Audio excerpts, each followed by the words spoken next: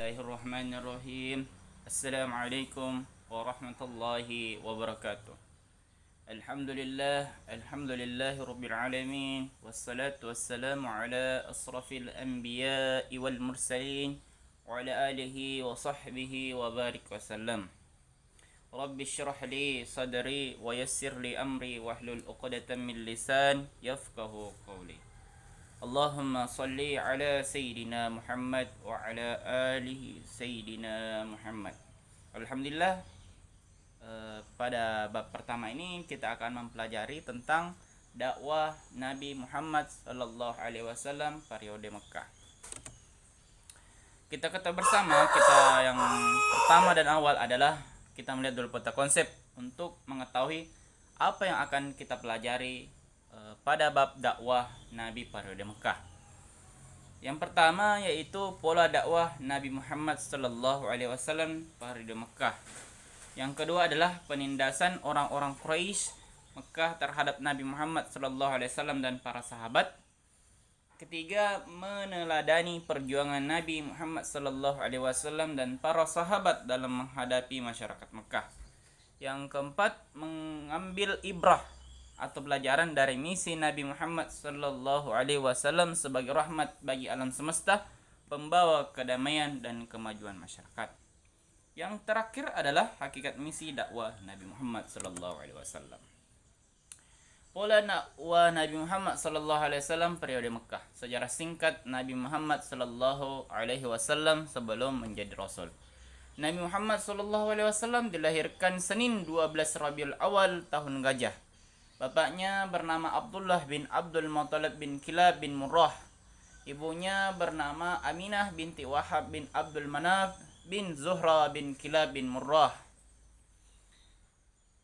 Yang ketiga adalah yang keempat itu meninggalnya Abdullah bapaknya di Yasrib saat Nabi Muhammad sallallahu alaihi wasallam masih dalam kandungan. Siti Syifa Ibu Abdurrahman bin Auf yang membantu proses lahirnya Nabi Muhammad sallallahu alaihi wasallam.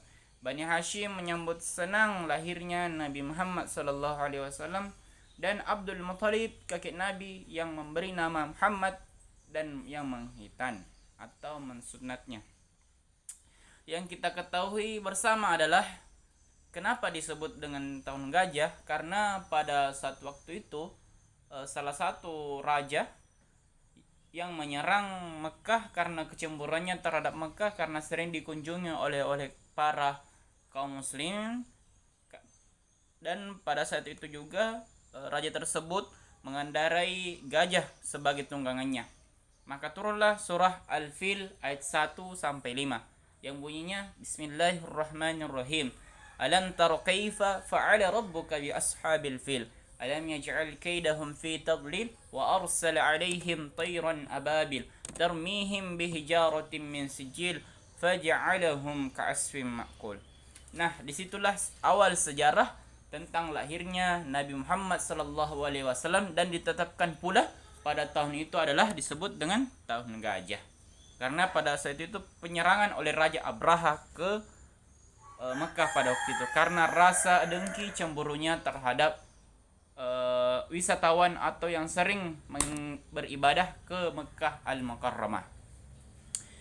Yang selanjutnya adalah pola dakwah Nabi Muhammad sallallahu alaihi wasallam periode Mekah, yaitu sejarah singkat Nabi Muhammad sallallahu alaihi wasallam sebelum menjadi rasul. Pertama adalah Siti Halimah mengasuh Nabi Muhammad sallallahu alaihi wasallam bertujuan agar tumbuh sehat dan paham bahasa Arab dan baik fusah.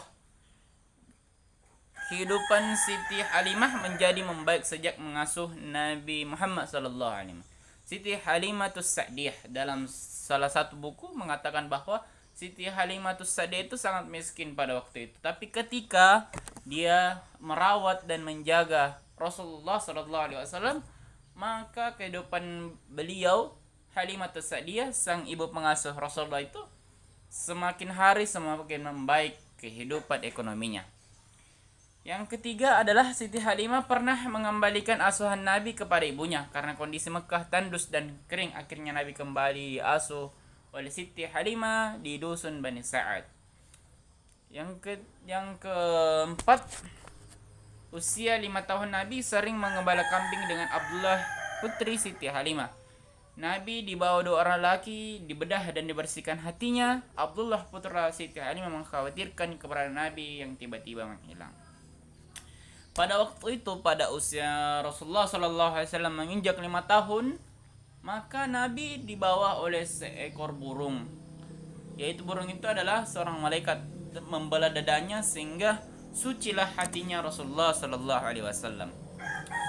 Yang sejarah singkat Nabi Muhammad sebelum lanjutannya adalah Nabi Muhammad SAW diasuh oleh pamannya Abu Talib saat berusia 12 tahun. Nabi Muhammad SAW mengikuti Abu Talib berdagang ke Syam. Buhairah, seorang pendeta, melihat tanda-tanda kenabian pada Nabi Muhammad SAW dan memintanya agar tidak melanjutkan perjalanannya ke Syam. Nabi Muhammad SAW terkenal memiliki sifat jujur, sehingga Siti Khadijah percaya untuk menitipkan barang dagangannya kepada Nabi Muhammad SAW. Nabi kembali ke Syam untuk menjual barang dagangan Siti Khadijah ditemani Maisarah, asisten Siti Khadijah. Maisarah menceritakan kejujuran dan strategi dagang Nabi Muhammad SAW yang unik dan jujur, sehingga meraup keuntungan besar. Siti Khadijah akhirnya jatuh cinta, jatuh hati, dan menikah dengan Nabi Muhammad SAW. Maisarah adalah pembantu Siti Khadijah, karena Siti Khadijah pada waktu itu penasaran dengan keagungan akhlak Rasulullah SAW, sehingga diutuslah Maisarah untuk menjaga Rasulullah. Dan pada waktu itu bukan menjaga Rasulullah, tapi Maisarah lah terkagum-kagum melihat akhlak Rasulullah SAW. Nabi Muhammad SAW diangkat menjadi Rasul. Nabi Muhammad SAW sering menyendiri, memikirkan cara meluruskan kaumnya yang gemar melakukan dosa. Nabi Muhammad SAW mengasingkan diri di dalam gua Hira selama berhari-hari untuk menenangkan diri. Setelah 6 bulan berkhalwat, akhirnya Nabi Muhammad SAW menerima wahyu yang pertama, yaitu surah Al-Alaq, surah ke-96 ayat 1-5, yaitu Bismillahirrahmanirrahim. Iqra bismi rabbikal ladzi khalaq, khalaqal insana min 'alaq. Iqra wa rabbukal akram, alladzi 'allama bil qalam, 'allamal insana ma lam ya'lam. Saat menerima wahyu tersebut, Nabi Muhammad SAW diangkat menjadi nabi dan rasul. Diangkatnya Nabi Muhammad SAW menjadi nabi dan rasul menjadi awal perubahan peradaban manusia. Dakwah Nabi Muhammad SAW di Mekkah secara sembunyi-sembunyi. Setelah Nabi menerima wahyu yang kedua, surah Al-Mudaththir ayat 1-7, Nabi mulai berdakwah dengan sembunyi-sembunyi atau rahasia. Pola dakwah secara rahasia atau sembunyi-sembunyi sesuai dengan bimbingan Allah, surah Asy-Syura ayat 214. Nabi berdakwah dengan pola rahasia atau sembunyi-sembunyi selama 3 tahun. Sahabat dan keluarga yang pertama kali masuk Islam yaitu Khadijah binti Khuwailid, istri Nabi Muhammad SAW, Ali bin Abi Talib, Zaid bin Harithah, Abu Bakar, Uthman bin Affan, Zubair bin Awan, Sa'ad bin Abi Waqqas, Abdurrahman bin Auf, Tallah bin Ubaidillah, Abu Ubaidah bin Amr, Arqam bin Abil Arqam, Ja'far bin Abi Talib, Amr bin Jarrah, Abu Salamah, Abu Dzar Al-Ghifari, dan lain-lain. Rumah Arqam bin Abil Arqam dijadikan markas dan penyampaian dakwah secara rahasia atau sembunyi-sembunyi. Dakwah secara terang-terangan. Dakwah secara terang-terangan adalah dakwah dengan terbuka kepada penduduk Mekkah. Isi dakwah Nabi mengajak masyarakat Mekkah untuk mengimani Allah, meninggalkan berhala dan perbuatan dosa. Dakwah dengan pola terbuka ini dimulai tahun keempat kenabian setelah Nabi menerima wahyu, surah Al-Hijr ayat 94. Mengundang kerabat karibnya, namun hanya sedikit yang beriman. Mengumpulkan masyarakat dan mengajak mereka untuk beriman. Namun Nabi malah menerima cacian dan makian dari Abu Lahab. Allah menerangkan surah Al-Lahab ayat surah ke-111 ayat 1-5 sebagai balasan dari makian Abu Lahab. Nabi Muhammad sallallahu alaihi wasallam dan para pengikutnya mendapatkan hinaan dan siksaan dari pembesar suku Quraisy. Penindasan orang-orang Quraisy Mekah terhadap Nabi Muhammad sallallahu alaihi wasallam dan para sahabat. Penyebaran Islam yang semakin berkembang menimbulkan penindasan, penyiksaan dan kekejaman terhadap Nabi dan para sahabat oleh kaum kafir Quraisy. Kaum yang pertama mendapatkan intimidasi dan penganiayaan dari kafir Quraisy adalah kaum lemah. Sahabat Nabi yang menerima penganiayaan adalah Bilal bin Rabah, Amir bin Fuhairah, Zuhairah Mu'ubais, Nahdiyah, Amr bin Mu'mil, dan Amr bin Yasir beserta kedua orang tua yang meninggal dalam mempertahankan iman dan Islam. Keluarga besar Nabi Bani Hashim dan Bani Muthalib pun mendapatkan intimidasi yang sama. Orang-orang kafir Quraisy memboikot dan memblokade kaum muslimin secara ekonomi dan sosial.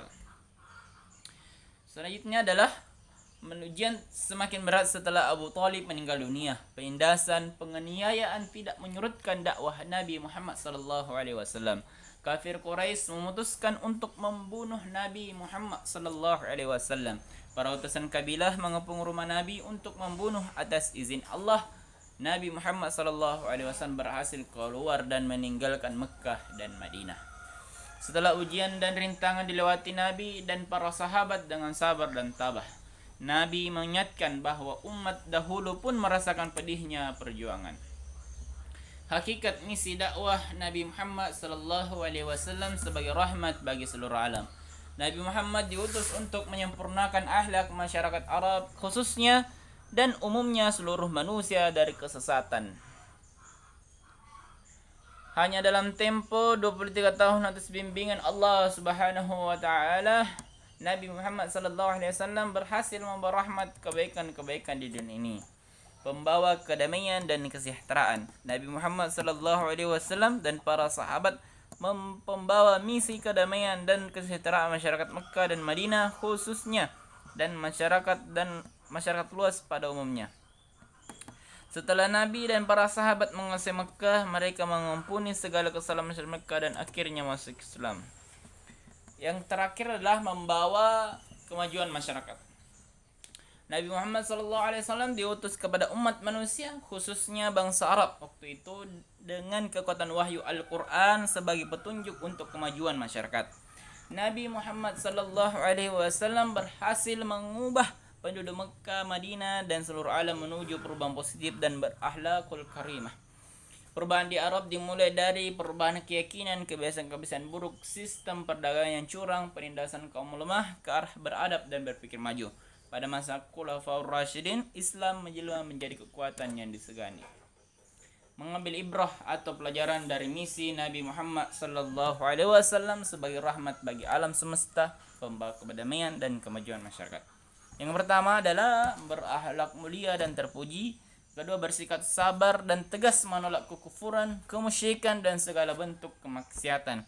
Gemar melakukan perbuatan yang bermanfaat, mencintai persaudaraan dan menghindari permusuhan, mencintai ilmu pengetahuan. Meneladani perjuangan Nabi Muhammad sallallahu alaihi wasallam dan para sahabat dalam menghadapi masyarakat Mekah. Nabi Muhammad sallallahu alaihi wasallam melakukan misi dakwah pada dua periode. Periode Mekah selama 13 tahun dan periode Madinah 10 tahun. Isi pokok dakwah periode Mekah adalah menyeru manusia untuk menyembah Allah Subhanahu wa taala, selalu meminta pertolongan hanya kepada Allah semata, percaya kepada seruan Nabi dan Rasul Allah dan mengikutinya karena perkataan dan tindakannya adalah wahyu dari Allah Subhanahu wa taala. Meladani perjuangan Nabi Muhammad sallallahu alaihi wasallam dan para sahabat dalam menghadapi masyarakat Mekah. Yang pertama adalah memiliki akidah atau keyakinan yang kuat, bersikap tegas menolak kekufuran, kemusyrikan dan kemaksiatan, sabar dalam menghadapi ujian dan cobaan, memiliki rasa tanggung jawab terhadap tugas dan amanah. Khulasah atau rangkuman. Nabi Muhammad sallallahu alaihi wasallam lahir di Mekah Senin 12 Rabiul Awal tahun Gajah. Nabi Muhammad sallallahu alaihi wasallam lahir di tengah-tengah masyarakat Arab yang kehilangan pilihan hidup. Akidah mereka menyimpang, moral mereka rusak. Misi Nabi Muhammad sallallahu alaihi wasallam di dunia ini sebagai rahmat bagi alam semesta, pembawa kedamaian dan kemajuan masyarakat. Misi utama Nabi Muhammad SAW di Mekah adalah meluruskan akidah agar manusia hanya menyembah kepada Allah, minta pertolongan hanya kepada Allah, dan meyakinkan mereka bahwa dirinya benar-benar Nabi dan Rasul Allah. Awalnya Nabi melakukan dakwah dengan sembunyi-sembunyi selama 3 tahun. Setelah turun surah Al-Hijr ayat 94, Nabi Muhammad SAW melakukan dakwah secara terang-terangan. 23 tahun Nabi Muhammad SAW berhasil membawa kemajuan dalam berbagai sektor kehidupan bagi Arab dan seluruh dunia. Alhamdulillah, itu adalah tadi apa yang sempat saya bawakan, yaitu periode dakwah Nabi Muhammad SAW di Makkah. Cukup sekian, moga-moga Allah memberikan kesehatan, rezeki yang melimpah kepada kita semua. Wabillahi taufik wal hidayah wal inayah. Wassalamualaikum warahmatullahi wabarakatuh.